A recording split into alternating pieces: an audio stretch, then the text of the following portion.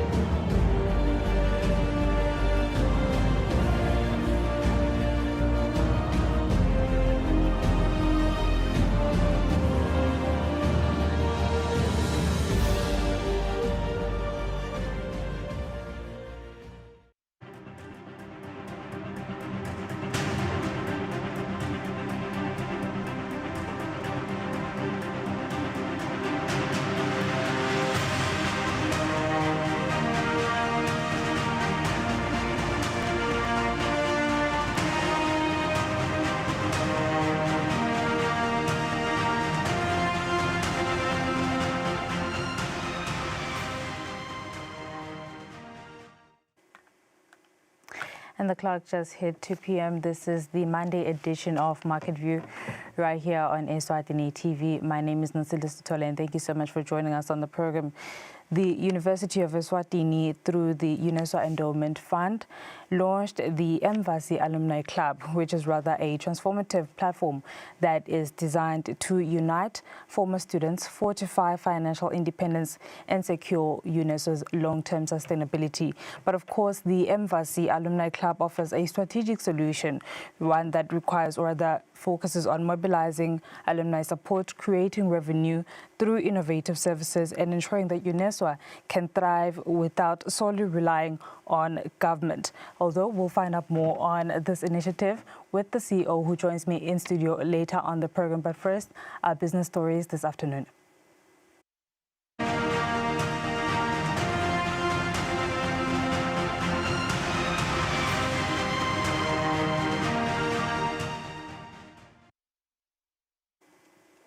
In our business news, we begin with this.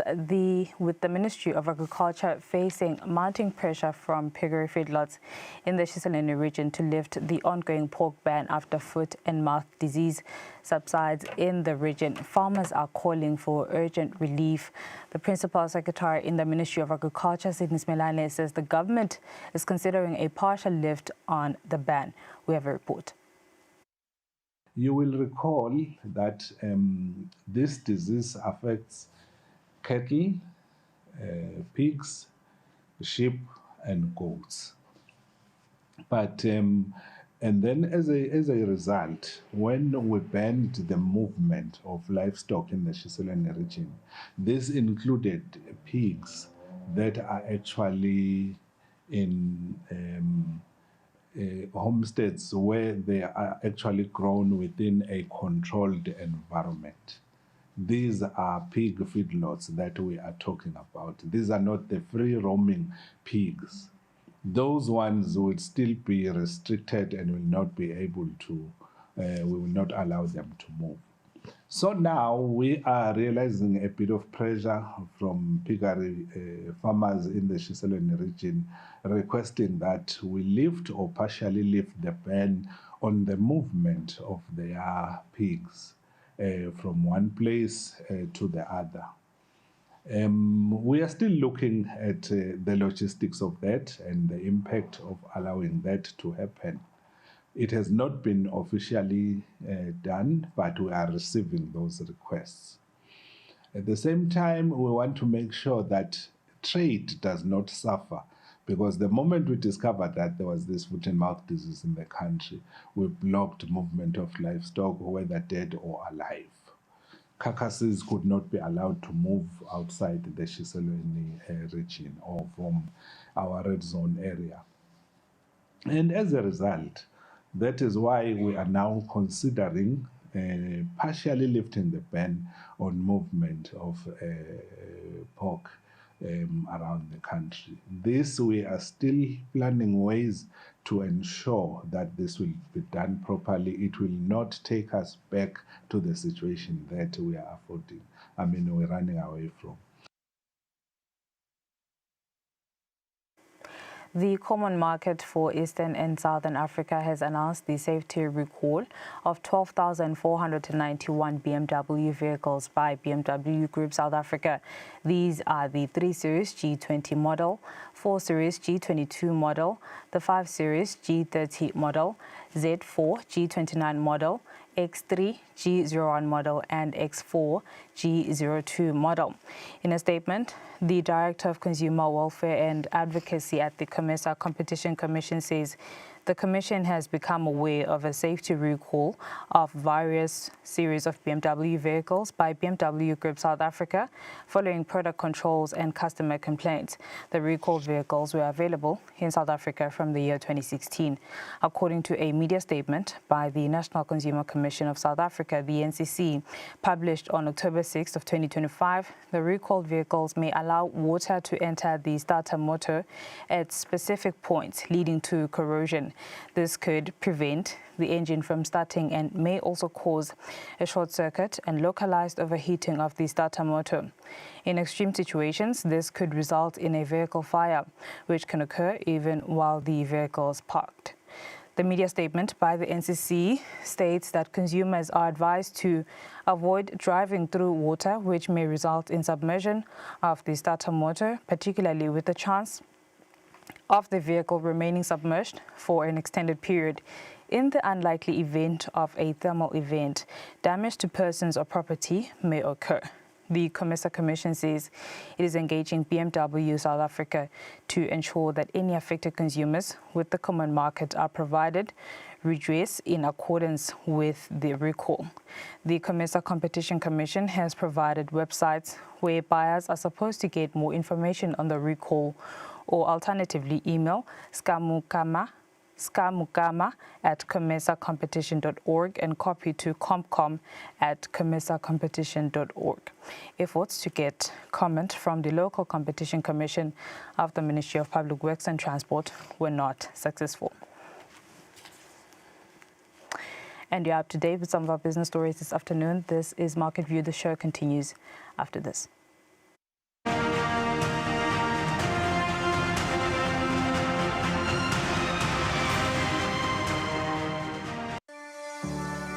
Eswatini TV has signed a code of conduct that is enforced by the Eswatini Communications Commission. We are committed to reporting news that is accurate, comment that is fair, and programming that does not amount to hate speech or the description of gratuitous violence or explicit sex. For any complaints of our programming, please contact us on 2411-9600 or email info@eswatinitv.co.za. You can also contact the Eswatini Communications Commission on 2406-7000 or write a letter to ECCOM on PO Box 7811 Mbabane. Email address is info@ecom.org.sz.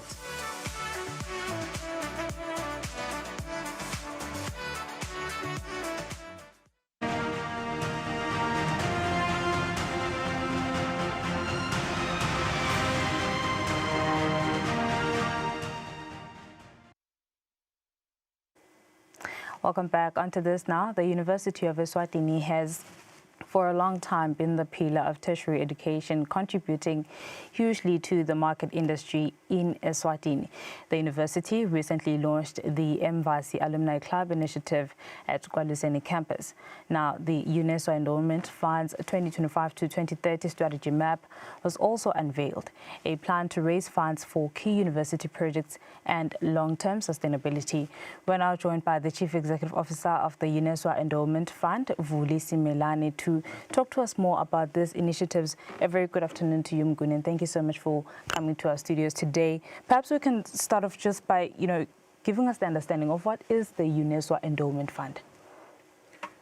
Good afternoon to you, Notile. Thank you for having me over here on your show.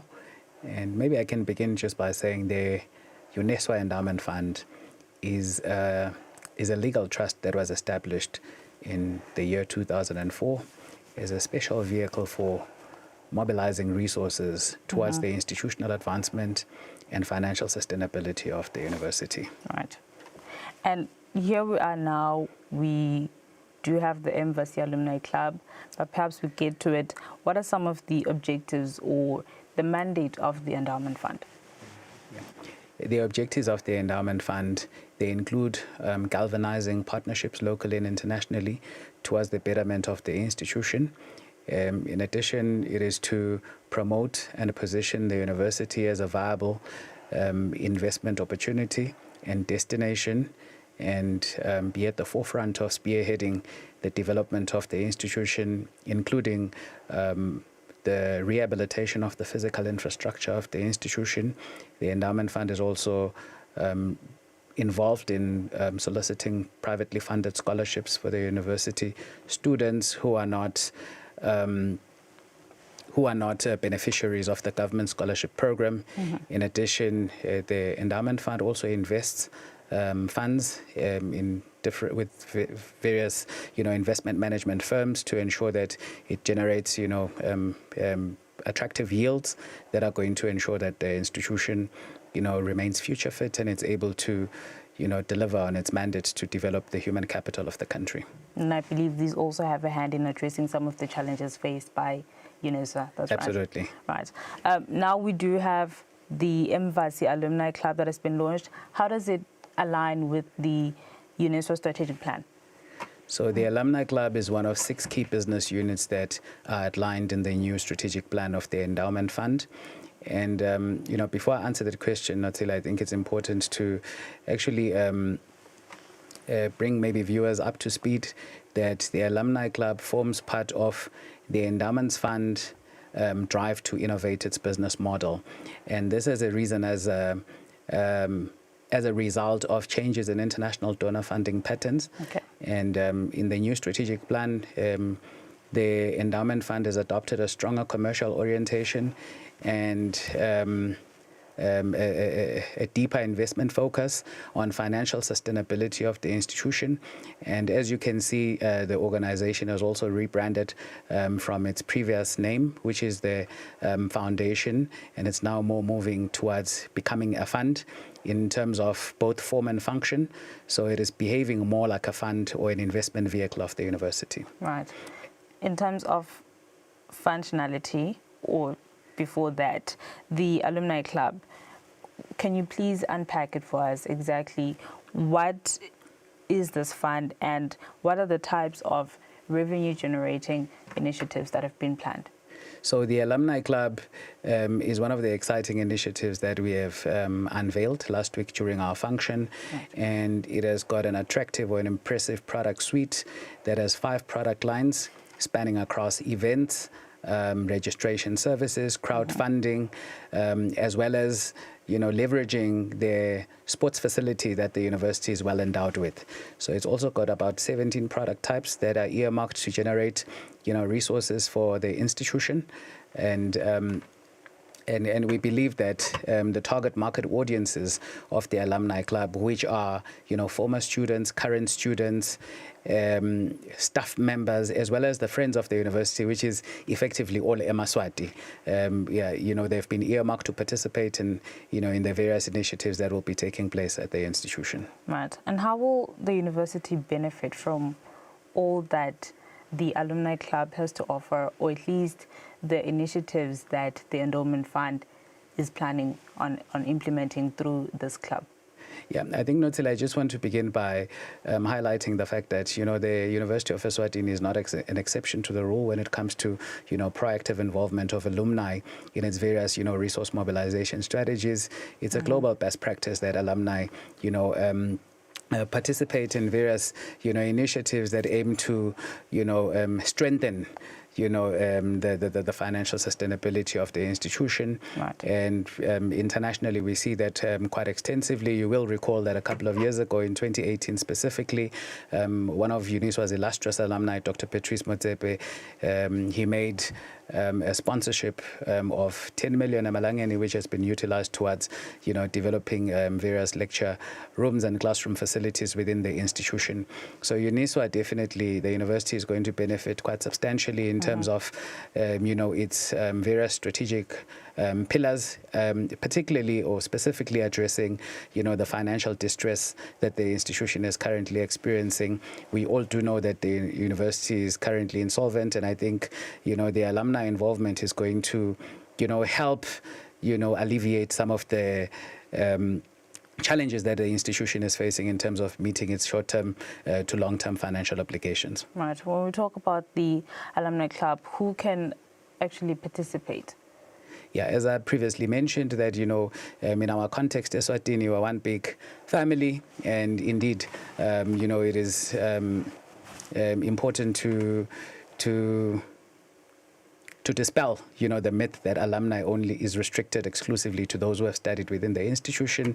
We have classified within Eswatini, even parents, they form part of alumni, friends of the institution, they form part of alumni, those who have studied there, those who are going to study there in the future, even current students, are part of the bigger family of alumni, because alumni really means somebody who is a member or somebody who has shares affinity with what the institution is trying to achieve. And we do know very well that the University of Eswatini is the national university, and it is the main driver of human capital development, innovation, and enterprise in the country. Right. UNESWA, the institution as a whole, is no stranger to headlines, especially disappointing headlines with regards to finances. When you look at the endowment fund, what have been some of the challenges existing there that may have rather prohibited or restricted the fund in terms of actually fulfilling its mandate? Oh, yeah, absolutely. That is a very important point. Obviously, when the university sneezes, all the subsidiaries of the institution, they catch a cold. We also do want to state that, indeed, the UNESWA Endowment Fund is a separate legal trust, meaning it is the trust account of the institution. It is autonomous from the university, so it is managed independently. It produces its own annual financial statements. It is governed by a board of trustees that is comprised of men and women of proven track record in business and community leadership. And it is, like I said, it is audited separately. And the endowment fund also does realize that, the reputational capital of the organization largely depends on how the university is perceived. So we're working very closely with the marketing division and the corporate affairs section of the university to be more proactive in terms of, sharing positive stories about the various accomplishments of the institution, which perhaps maybe in the last couple of years has not been a strong point of the institution. But we are really proactively, driving the integrated marketing communication strategy of the university so that, there is balance in the reporting. It's not all negative. There's quite a lot of, achievements that the university has delivered on, including new academic programs that align with evolving market demand or within the labor market, and which address, some of the skills gaps that have been identified in the national skills, audit. So we do get affected when the university is reported on negatively, and it is in our best interest to actually promote, therefore, the institution and really tell, some of the successful, happenings that are occurring on a daily basis within the institution. All right. Finally, Mnguni, with the establishment or launch of the alumni club, now, of course, one would think you want to mobilize resources because really financial or long-term sustainability is at the heart of it all. But should the funds, the necessary funds actually be mobilized? What are the strategies there to ensure that there is accountability, there is transparency as well? First and foremost, the endowment fund by rebranding into a fund as opposed to a foundation. We're also moving away from the notion that we're a non-profit organization strictly, because a non-profit organization should make profit. And in fact, our non-profit status is really for availing tax incentives to those who are providing funding to the institution. Right. And as I previously mentioned, we have adopted, a stronger commercial orientation with a keen investment focus, so that we ensure that the university is future fit, it is sustainable, not only now, but in the future, and it earns compound interest. And some of the measures that have been put in place, they include the development of an investment policy statement, and we have one of the largest investment, advisory firms that has committed itself to providing that type of service on a pro bono basis. And this will ensure that, there is prudential financial management and everything is governed above board. And we also want to indicate, most importantly, that the funds that are generated by the endowment funds, various business activities, they are not going to be used willy-nilly for the operational or day-to-day operations of the institution. Rather, it's more like a wealth fund of the institution or a rainy day fund that is going to be governed by, a predetermined set of principles. Right. Mr. Smalane, thank you so much for your time. That was Velis Milane, who is the CEO of the UNESCO Endowment Fund. We were discussing the recently launched MVASI Alumni Club and also just the objectives and mandate of the UNESCO Endowment Fund. Otherwise, this is Market View. Stay tuned. After this, we're in conversation with in-house economist Zanele Sibia.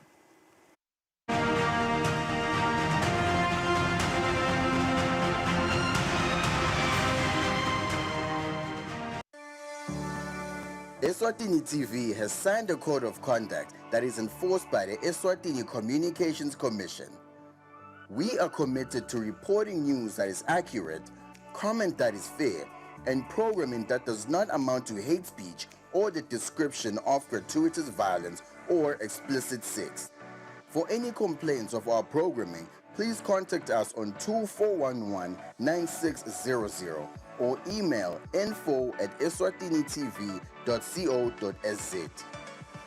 You can also contact the Eswatini Communications Commission on 2406-7000 or write a letter to ECCOM on PO Box 7811 Mbabane. Email address is info@ecom.org.sz.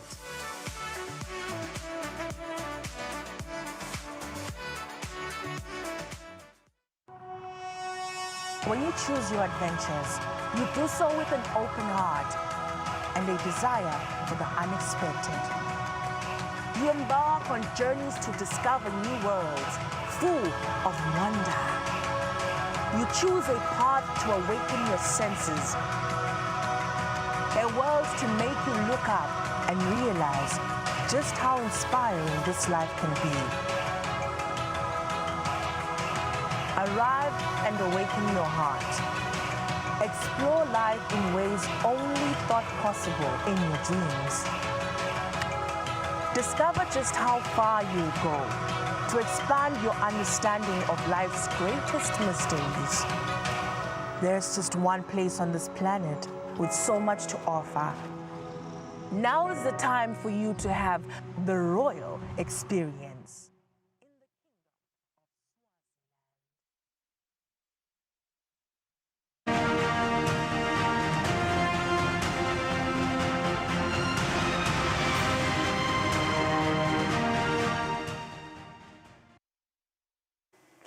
Welcome back now for the market analysis segment of the show. In-house economist Zanele Sibia joins me in the studio. Very good afternoon to you, Sibia. Afternoon. And thank you so much for joining us. Now, with economic data from the U.S. currently delayed due to government shutdown, and we also do have the Fed's the Federal Reserve still expected to cut interest rates this month.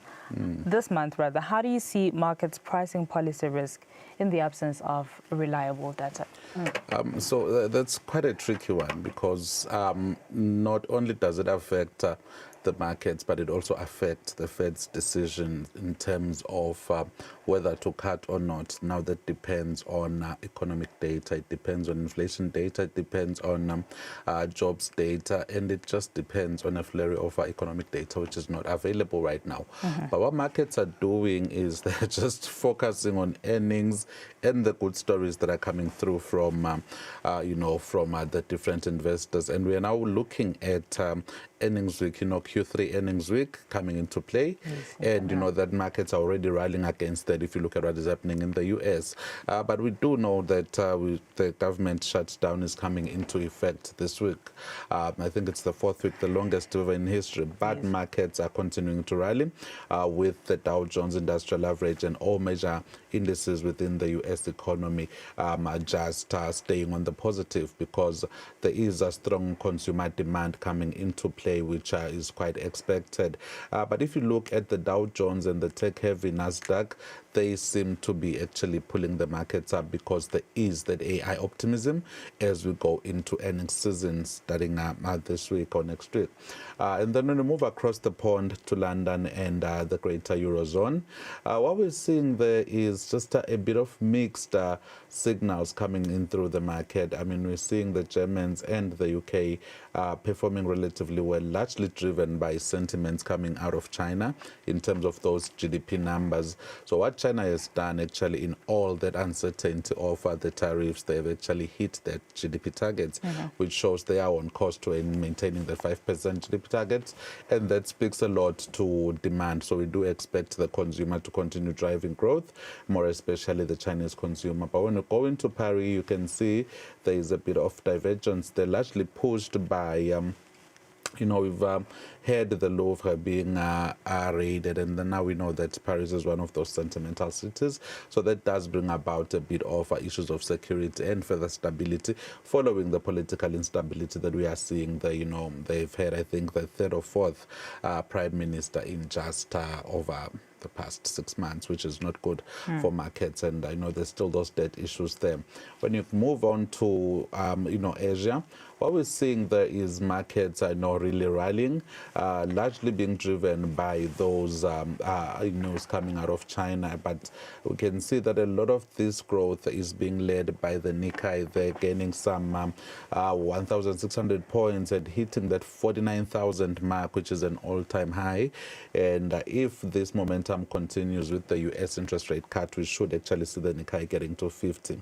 And then again in Hong Kong and the mainland China, largely driven by the GDP figures coming out of China, and also the expectation of the performance of tech companies largely within Japan and also within Hong Kong. So we're seeing the Asians holding really steady there. And the Shanghai Composite Index as well is heading for a record high of 3,900 pretty soon. So we should expect that on market open tomorrow. And then when we move on to South Africa, the South African Stock Exchange really is performing well, still holding steady on that 110,000 mark. We seem to be finding an equilibrium around 110,000 within the South African Stock Exchange. Now, that's driven by the fact that, gold is doing very well these days, and the fundamentals within South Africa in terms of electricity or Eskom and the basic policy environment seems to be conducive right now. And also, we are going to see another listing of around 350 million, within this year. That's going to make it the fifth listing, and the Johannesburg Stock Exchange remains the biggest and the most safe in Southern Africa, and actually amongst the best within the emerging markets infrastructure there. And then when you move on to gold, gold has hit another new record today. Really gearing up for that 4,500 mark. And if that uncertainty in the US continues, we should see gold really just touching 4,500 within our lifetime, something we had not really anticipated was going to happen. And then, there is that divergence in terms of the price of crude oil. It seems to be going down. Now, that's largely driven by issues of consumer sentiment and in terms of overall demand within the global markets, with what is happening in Russia, Ukraine, and also with the US government shutdown. So really there's a bit of a dice up there, and we do know that we're expecting yet another cut in the interest rate, and then we hope that's going to do a bit of magic for overall global demand, maybe starting within the US. And then when we look at our currencies, we remain relatively on a strong footing, but we have lost a bit of ground in our global markets, but we are only strong against the Japanese yen, largely being propped up by that gold rally there. But the overall losses within the Johannesburg Stock Exchange, remember last week we were at 112, but today, in as much as we are beginning that uptick, we are at 110 in terms of overall volume. So now we've seen a bit of realignment of our capital and a bit of flight of capital out of South Africa. But with tomorrow, we would expect the dollar-Lilangeni exchange rate to also improve, and the euro-Lilangeni exchange rate to also improve along the sidelines of that IMF World Bank type of conference. And we're just watching out to see the type of concessions and news that are going to come out from that meeting, because what has been highlighted is the cost of capital remains relatively high for African countries. So if we can deal with that, we might actually just see a bit of rebound in the exchange rate. Sibiya, thank you very much for that analysis. In-house economist Anele Sibiya helping us make sense of what is making the day's trade. Otherwise, this has been the Monday edition of Market View. From myself and the team, as always, thank you so much for your time. Until next time, take care.